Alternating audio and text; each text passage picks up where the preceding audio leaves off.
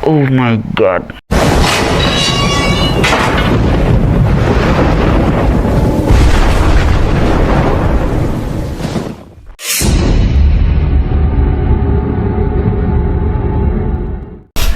Halo cuy, selamat datang di channel aku Julian Spear. Gimana kabarnya nih kalian? Oke, pada kesempatan malam hari ini aku bakalan membawakan sebuah cerita kasus pembunuhan dari Angelina Mergawe, dimana ini merupakan seorang anak yang dibunuh oleh ibu tirinya dan jasadnya ditemukan dengan kondisi yang sudah membusuk di halaman belakang rumahnya di bawah pohon pisang yang sudah ditutupi dengan dedaunan.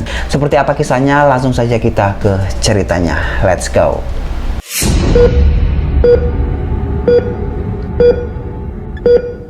Angelina Mergawe ini merupakan seorang anak yang lahir pada tanggal 19 Mei 2007. Ia merupakan anak dari pasangan suami istri yang bernama Ibu Hamidah dan Ahmad Roshidi. Angelina ini anak kedua dari 3 bersaudara. Kakaknya Angelina yang bernama Ina yang berusia 18 tahun dan adiknya yang bernama Aisyah yang berusia 10 tahun. Ibu Hamidah ini merupakan wanita asal dari Banyuwangi yang pada saat itu berusia 15 tahun. Dirinya ini merantau ke Bali cuy, dan dia bekerja di sana sebagai pembantu rumah tangga.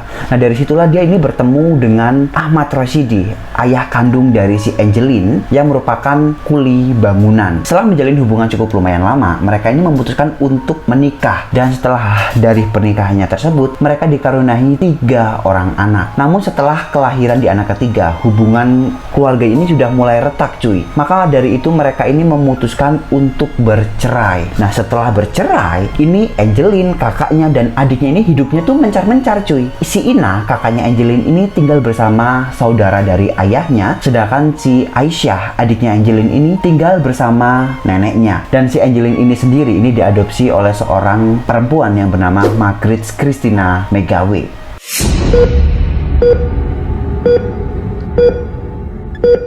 Ketika melahirkan si Angelina, orang tuanya ini tidak bisa melunasi biaya persalinan yang berada di klinik. Saat sedang mengalami kesulitan, tiba-tiba datanglah seseorang yang bernama Margaret Christina Mergawe, di mana dia menawarkan bantuan untuk melunasi semua biaya persalinan yang ada di klinik tersebut. Tapi dengan catatan dia juga ingin sekaligus mengadopsi anaknya si Ibu Hamidah. Waktu itu si Margaret ini datang bersama suaminya yang bernama Douglas Sekar.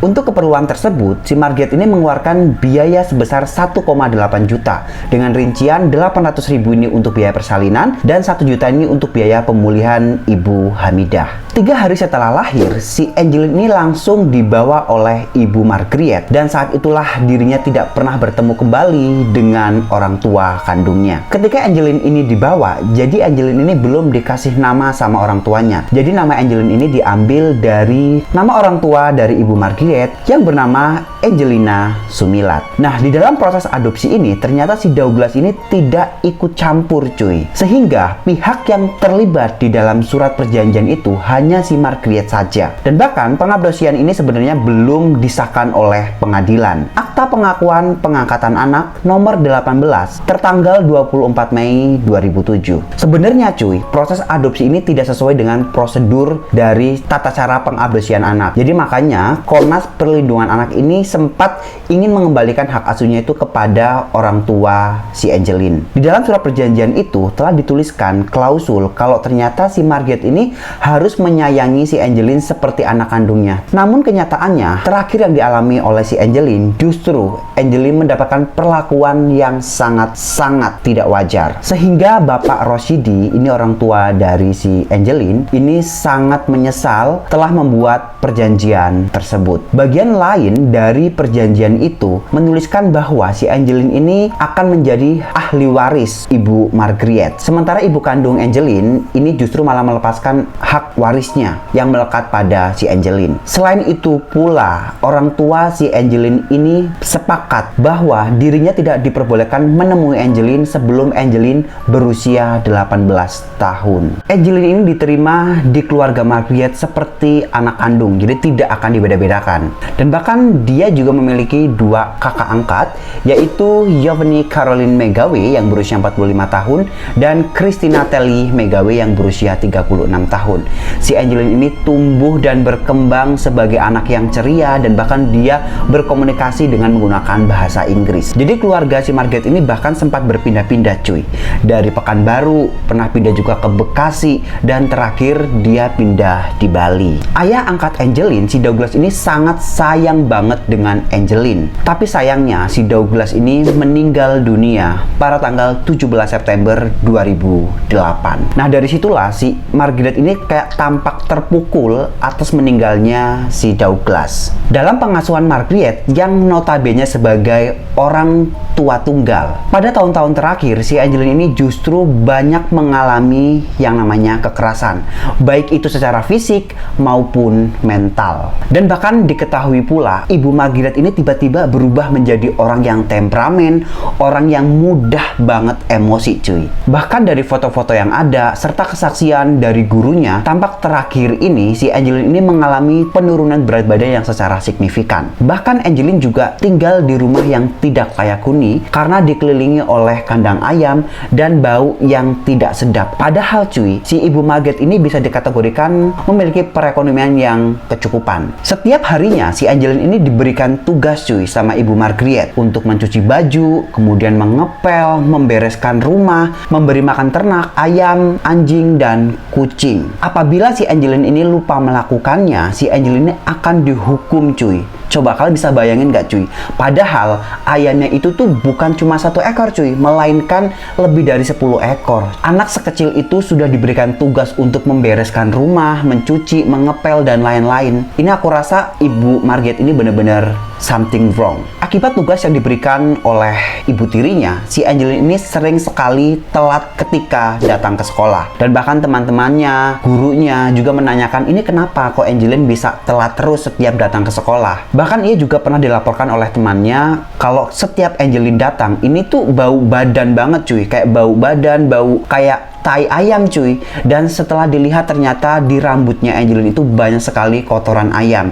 Jadi terpaksa ibu gurunya ini harus memandikan si Angeline. Ketika Angeline naik ke kelas 2, Angeline ini menjadi anak yang pemurung, mukanya lesu, pendiam, dan bahkan dia jarang berinteraksi dengan teman-temannya. Jadi si Angeline ini datang ke sekolah itu pukul 12 WITA dan pulang pukul 17 WITA. Dan bahkan ia juga harus mempersiapkan semuanya sendiri. Dari mempersiapkan bekal dia juga sendiri, dan dia juga berjalan kaki ke arah sekolah sekitar 2 km.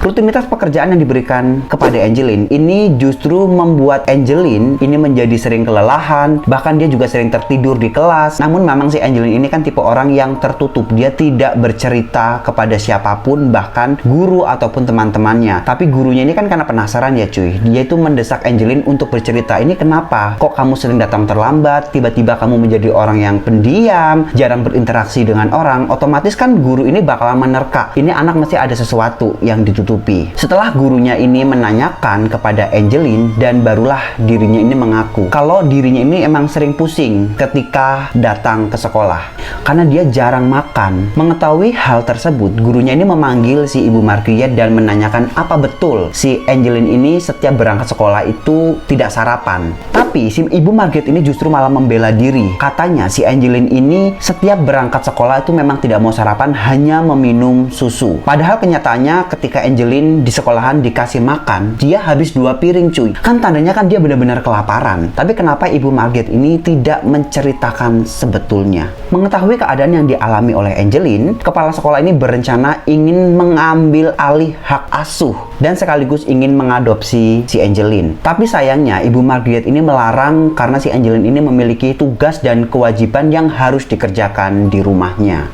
Walaupun memang bukti sudah banyak bahwa si Margaret ini adalah orang yang temperamen, tapi dia bersikeras, tetap kekeh. Dia tidak ingin si Angeline ini diadopsi oleh kepala sekolahnya. Dan bahkan dirinya juga mengaku bahwa dia sangat menyayangi Angeline, dan begitu pula si Angeline sangat menyayangi si ibunya. Nah, ibu Margaret ini berdalih tugas-tugas yang diberikan oleh si Angeline ini memang sengaja dia buat supaya si Angeline ini jauh lebih mandiri, dan bahkan dirinya juga tidak mau dipisahkan oleh Angeline. Dan ketika mendengar Komnas Perlindungan Anak, berbagai cara si ibu Margaret dia lakukan supaya si Angeline ini tidak diambil oleh siapapun. Jadi dia nyewa pengacara cuy, dan pengacara ini juga bilang bahwa ibu Margaret ini kan benar-benar sayang sama si Angeline. Buktinya nama Angeline aja diambil dari nama orang tuanya sendiri.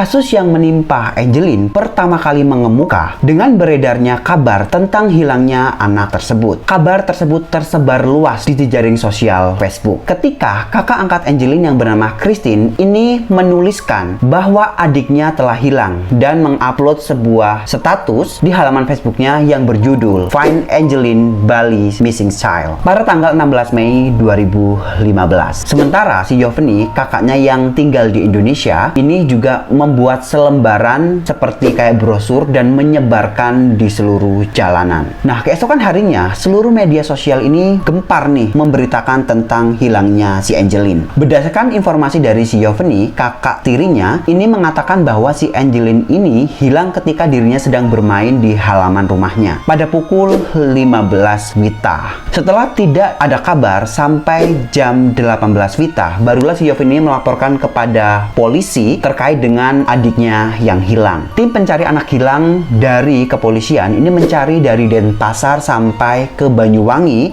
yaitu desa di mana orang tua Angelin berasal. Berbagai upaya sudah dilakukan oleh polisi, cuy. Seperti mengamati CCTV di sekitar lokasi, menganalisis telepon seluler orang tua kandung dan orang tua angkatnya. Bahkan polisi tidak tanggung-tanggung, dia juga menggunakan anjing pelacak. Namun sayangnya anjing tersebut ini tidak menemukan jejak si Angelin. Jadi dia hanya muter-muter di halaman rumahnya. Bahkan keluarga Angelin yang berada di Bali ini sudah mulai berdatangan untuk mencari keberadaan si Angelin. Kasus kehilangan Angelin ini justru menarik Komnas Perlindungan Anak Indonesia atau KPAI, yaitu Aris Merdeka Sirait bersama dua orang timnya dan langsung datang ke Bali untuk melakukan dialog dengan Polresta Denpasar dan Polres Bali. Bahkan mereka juga berkunjung menemui Margriet di rumahnya. Nah, dari hasil kesimpulan dia berkunjung di rumah Margriet, dia menyimpulkan bahwa si Angelin tinggal di rumah yang tidak layak huni, cuy. Bahkan di halaman rumahnya ini dipenuhi dengan kandang ayam yang berisi sekitar ratusan ayam, cuy. Coba kalian bisa bayangin nggak baunya seperti apa, cuy. Nah, justrulah itu yang membuat si Angelin tidak bisa berkembang dengan baik. Selain oleh KPAI, rumah Margriet juga didatangi oleh dua menteri kabinet kerja, yaitu Menteri Pendayagunaan Aparatur Negara dan Reformasi Birokrasi dan Menteri Pemberdayaan Perempuan dan Perlindungan Anak. Namun sayangnya Ibu Margriet ini menolak untuk menemui keduanya, cuy. Dan bahkan menteri itu tidak diperbolehkan untuk masuk ke dalam rumahnya. Nah, dari situ, cuy, mereka ini sudah memiliki kekhawatiran bahwa hilangnya Angelin ini bukan karena dia melarikan diri atau diculik, tapi justru dibunuh. Nah, hal tersebut ini didasari minimnya indikasi yang mereka temukan bahwa Angelin ini hilang di sekitar rumah dan tidak ditemukan. Sehingga mereka ini menduga bahwa si Angelin ini dihilangkan, dikubur, atau dibunuh. Nah, apalagi ketika polisi melakukan pemeriksaan, si Ibu Margriet ini tidak memperbolehkan polisi untuk masuk ke salah satu ruangan kecuali orang terdekat saja. Ditambah lagi, mantan pembantu Ibu Margriet yang bernama Agus Taihambamai pernah mengatakan bahwa suatu hari sebelum dilaporkan hilang, Angelin ini berdarah karena dipukul oleh ibunya. Pencarian Angelin terhenti ketika jasadnya sudah ditemukan dalam kondisi yang sudah membusuk di halaman belakang rumahnya, terkubur di bawah pohon pisang yang sudah ditutupi oleh dedaunan pada tanggal 10 Juni 2015. Oh my god. Jadi jasad Angelin ini ditemukan terkubur bersama bonekanya.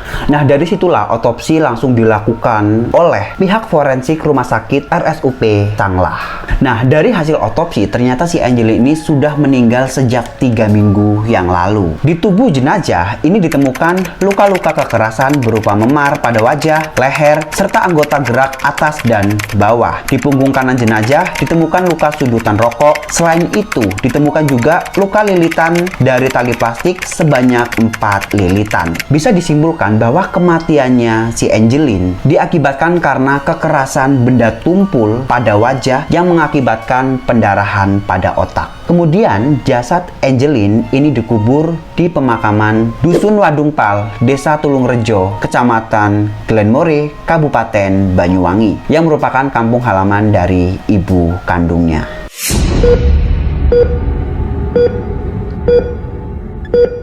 Setelah ditemukan jasad Angeline pada tanggal 10 Juni 2015, polisi ini melakukan penyelidikan dan menyelidiki 7 orang saksi. Yang pertama adalah Ibu Margriet, ibu angkat, kemudian Yoveni dan Christina, kakak angkat, lalu Agustai, pembantu, dan 2 penghuni indekos suami istri, Rahmat Handono dan Susiani, dan petugas keamanan Satpam Dewa Ketutraka yang disewa khusus untuk menjaga rumah setelah ramai pemberitaan terkait hilangnya Angeline. Nah, dari hasil pemeriksaan pertama, polisi ini menetapkan bahwa Agustai, sang pembantu, itulah yang membunuh si Angeline. Bahkan ia mengaku telah membunuh dan memperkosa Angeline dan kemudian menguburkan jasadnya di halaman belakang rumahnya pada pukul 8 Vita. Pada tanggal 14 Juni 2015, polisi ini menetapkan pada Margriet sebagai tersangka kasus dugaan pelantaran anak dan menempatkan dirinya di rumah tahanan Mapolda Bali. Kemudian pada tanggal 28 Juni 2015, Margriet ini ditetapkan sebagai tersangka dalam kasus pembunuhan berdasarkan 3 alat bukti, yaitu pengakuan Agus, bukti-bukti kedokteran forensik Rumah Sakit Sanglah, dan hasil olah tempat kejadian perkara. Nah, dari situlah tim pengacara Ibu Margriet ini mempermasalahkan penetapan tersangka Margriet terkait dengan kasus pembunuhan Angeline dan kemudian mendaftarkan gugatan pra-peradilan di Pengadilan Negeri Denpasar pada tanggal 2 Juli 2015. Kemudian pada tanggal 6 Juli 2015, si polisi ini menggelar rekonstruksi kasus pembunuhan si Angeline, tepatnya di Jalan Sedap Malam 26 Denpasar, dan dihadiri oleh 2 tersangka. Namun pada tanggal 29 Juli 2015, pra-peradilan yang diajukan oleh pengacara Ibu Margriet ini ditolak, cuy, karena dirinya tidak bisa membuktikan dalil-dalil permohonan yang diajukan kepada pengadilan. Pada tanggal 7 September 2015, berkas-berkas tentang pembunuhan si Angeline ini dinyatakan sudah lengkap dan kemudian diserahkan ke Kejaksaan Negeri.